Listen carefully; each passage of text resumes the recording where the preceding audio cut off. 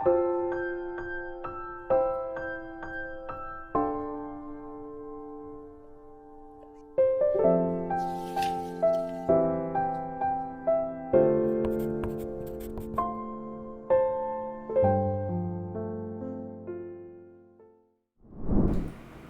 20일) 하이라이트 에스더 1장에서 2장입니다.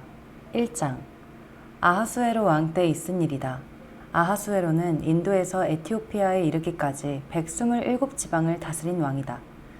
아하수에로 왕은 도성 수선에서 왕위에 올라 나라를 다스린 지 3년째 되던 해에 모든 총독들과 신하들을 불러서 잔치를 베풀었다. 페르시아와 메대의 장수들과 귀족들과 각 지방 총독들을 왕궁으로 초대하여 자기 왕국이 지닌 영화로운 부요와 찬란한 위엄을 과시하였다. 잔치는 여러 날 동안 무려 180일이나 계속되었다. 이 기간이 끝난 뒤에 왕은 도성 수선에 있는 백성을 빈부 귀천을 가리지 않고 모두 왕궁 정원 안뜰로 불러들여서 이래 동안 잔치를 베풀었다. 정원에는 흰 실과 붉은빛 털실로 짠 휘장을 쳤는데 그 휘장은 대리석 기둥의 은고리에 흰 실과 보랏빛 실로 꼰끈으로 매달았다. 화반석과 백석과 운모석과 흑석으로 덮인 바닥에는 금과 은으로 입힌 의자들이 놓여 있었다. 술잔은 모두 금잔이었는데 모양이 저마다 달랐다. 왕이 내리는 술은 풍성하였다. 그날은 어전 음주법을 따르지 않았으므로 많이 마시고 싶은 사람은 많이, 적게 마시고 싶은 사람은 적게 마셨다. 그것은 왕이 모든 술 심부름꾼에게 마실 이들이 원하는 만큼 따라주라고 지시하였기 때문이다. 와스디 왕후도 부인들을 초대하여 아하수에로 왕의 그 궁궐 안에서 잔치를 베풀었다. 이래가 되는 날에 왕은 술을 마시고 기분이 좋아지자 자기를 받드는 7 궁전 넷이 곧 무후만과 비스다와 하르보나와 빅다와 아박다와 세달과 가르가스에게 이르기를 와스디 왕후가 왕후의 관을 쓰고 왕 앞으로 나오게 하라고 명령하였다. 왕후가 미인이므로 왕은 왕후의 아름다움을 백성과 대신들 앞에서 자랑하고 싶었던 것이다. 그러나 와스디 왕후는 내시들에게 왕의 명령을 전하여 듣고도 왕 앞에 나오기를 거절하였다. 이 소식을 들은 왕은 화가 몹시 났다. 마음속에서 분노가 불같이 치밀어 올랐다. 왕은 곧 법에 밝은 측근 전문가들과 이 일을 의논하였다. 왕이 법과 재판에 관하여 잘 아는 이들과 의논하는 것은 그 나라의 관례였다. 왕 옆에는 가르스나와 세달과 아드마다와 다시스와 메레스와 마르스나와 무무간 등 페르시아와 메대의 7 대신이 있어서 늘 왕과 직접 대면하여 의견을 나누었는데 그들은 나라 안에서 벼슬이 가장 높은 사람들이었다.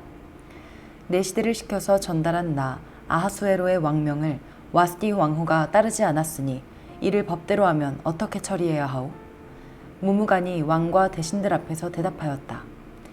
와스디 왕후는 임금님께만 잘못을 저지른 것이 아니라 아하수에로 왕께서 다스리시는 각 지방에 있는 모든 신하와 백성에게도 잘못을 저질렀습니다. 왕후가 한 이 일은 이제 곧 모든 여인에게 알려질 것입니다. 그렇게 되면 여인들은 아하수에로 왕이 와스디 왕후에게 어전에 나오라고 하였는데도 왕후가 나가지 않았다고 하면서 남편들을 업신여기게 될 것입니다. 페르시아와 메대의 기부인들이 왕후가 한 일을 알게 되면 오늘 당장 임금님의 모든 대신에게도 같은 식으로 대할 것입니다. 그러면 멸시와 분노가 걷잡을 수 없이 되풀이될 것입니다. 그러니 임금님만 좋으시다면 와스디 왕후가 다시는 아하수에로 임금님의 어전에 나오지 못하도록 어명을 내리시고 그것을 페르시아와 메대의 법으로 정하여 고치지 못하도록 하셔야 할 줄 압니다. 그리고 왕후의 자리는 그 여인보다 더 훌륭한 다른 사람에게 주시는 것이 마땅하다고 생각합니다. 왕의 칙령이 이 큰 나라 방방곡곡에 선포되면 낮은 사람이고 높은 사람이고 할 것 없이 모든 여인이 저마다 자기 남편에게 정중하게 대할 것입니다. 왕과 대신들은 그의 말이 옳다고 여기고 왕은 즉시 무무간이 말한 대로 시행하였다. 왕은 그가 다스리는 모든 지방에 조서를 내렸다. 지방마다 그 지방에서 쓰는 걸로 백성마다 그 백성이 쓰는 말로 조서를 내려서 남편이 자기 집을 주관하여야 하며 남편이 쓰는 말이 그 가정에서 쓰는 일상 언어가 되어야 한다고 선포하였다. 2장 이러한 일이 있은 지 얼마 뒤에 아하수에로 왕은 분노가 가라앉자 와스디 왕후가 생각나고 왕후가 저지른 일과 그리고 그것 때문에 자기가 조서까지 내린 일이 마음에 걸렸다. 왕을 받드는 젊은이들이 이것을 알고 왕에게 말하였다. 임금님을 모실 아리답고 젊은 처녀들을 찾아보게 하시는 것이 좋겠습니다. 임금님께서 다스리시는 각 지방의 관리를 임명하시고 아리답고 젊은 처녀들을 뽑아서 도성 수산으로 데려오게 하시고 후궁에 불러다가 궁녀를 돌보는 내시 해계에게 맡기시고 그들이 몸을 가꿀 화장품을 내리십시오. 그리하신 뒤에 임금님 마음에 드는 처녀를 와스디 대신에 왕으로 삼으심이 좋을 듯합니다. 왕은 그 제안이 마음에 들어서 그대로 하였다. 그때 도성 수산에는 모르드게라고 하는 유다 남자가 있었다. 그는 베냐민 지파 사람으로서 아버지는 야일이고 할아버지는 시므이이고 증조부는 기스이다. 그는 바빌론 왕 느부갓네살이 예루살렘에서 유다 왕 여고냐와 그의 백성을 포로로 끌고 왔을 때에 함께 잡혀온 사람이다. 모르드게에게는 하다사라고 하는 사촌 누이 동생이 있었다. 이름을 에스더라고도 하는데 일찍 부모를 여의었으므로 모르드게가 데려다가 길렀다. 에스더는 몸매도 아름답고 얼굴도 예뻤다. 에스더가 부모를 여의었을 때에 모르드게가 그를 딸로 삼았다. 왕이 내린 명령과 조서가 공포되니 관리들은 처녀를 많이 뽑아서 도성 수산으로 보내고 해계가 그들을 맡아 돌보았다. 에스더도 뽑혀서 왕궁으로 들어가 궁녀를 맡아보는 해계에게로 갔다. 해계는 에스더를 좋게 보고 남다른 대우를 하며 곧바로 에스더에게 화장품과 특별한 음식을 주었다. 또 궁궐에서 시녀 7명을 골라 에스더의 시중을 들게 하고 에스더를 시녀들과 함께 후궁에서 가장 좋은 자리로 옮겨서 그곳에서 지내게 하였다. 에스더는 자기의 민족과 혈통을 밝히지 않았다. 모르드게가 에스더에게 그런 것은 밝히지 말라고 단단히 일러두었기 때문이다.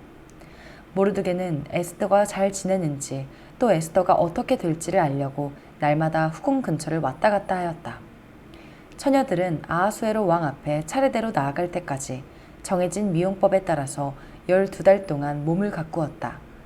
처음 6달 동안은 몰약 기름으로, 다음 6달 동안은 향유와 여러 가지 여성용 화장품으로 몸을 가꾸었다. 처녀가 왕 앞에 나아갈 때에는 원하는 것은 무엇이든지 다 주어서 후궁에서 대궐로 가지고 가게 하였다. 저녁에 대궐로 들어간 처녀가 이튿날 아침에 나오면 후궁들을 맡아보는 왕의 내시 사하스가스가 별궁으로 데리고 갔다. 왕이 그를 좋아하여 특별히 지명하여 부르지 않으면 다시는 왕 앞에 나아갈 수 없었다. 드디어 모르드게의 삼촌 아비하일의 딸, 곧 모르드게가 자기의 딸로 삼은 에스더가 왕에게 나아갈 차례가 되었다. 에스더는 궁녀를 돌보는 왕의 넷이 해계가 하라는 대로만 단장을 하였을 뿐이고 다른 꾸미개는 요구하지 않았다. 그런데도 에스더는 누가 보아도 아리따웠다. 그가 아하수에로 왕의 침전으로 불려 들어간 것은 아하수에로가 다스린 지 7년째 되는 해 10째 달, 곧 데베돌이었다. 왕은 에스더를 다른 궁녀들보다도 더 사랑하였다.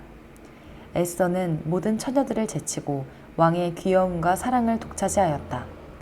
드디어 왕은 에스더의 머리에 관을 씌우고 와스디를 대신하여 왕으로 삼았다. 왕은 에스더를 위하여 큰 잔치를 베풀고 대신들과 신하들을 다 초대하였으며 전국 각 지방에 세금을 면제하여 주고 왕의 이름으로 여러 가지 상을 푸짐하게 내렸다. 처녀들이 두 번째로 소집된 일이 있는데 그때에 모르드게는 대궐에서 일을 맡아보고 있었다. 에스더는 자기의 혈통과 민족에 관해서는 모르드게가 시킨 대로 입을 다물었다. 에스더는 모르드게의 스라에 있을 때에도 모르드게가 하는 말은 늘 그대로 지켰다. 모르드게가 대궐 문에서 근무하고 있을 때에 문을 지키는 왕의 두 넷이 빅단과 데레스가 원한을 품고 아하수에로 왕을 죽이려는 음모를 꾸몄다. 그 음모를 알게 된 모르드게는 에스더 왕후에게 이 사실을 알리고 또 에스더는 그것을 모르드게가 일러주었다고 하면서 왕에게 말하였다. 사실을 조사하여 보고 음모가 밝혀지니 두 사람을 나무에 매달아 죽였다. 이런 사실은 왕이 보는 앞에서 공중실록에 기록되었다. 아멘.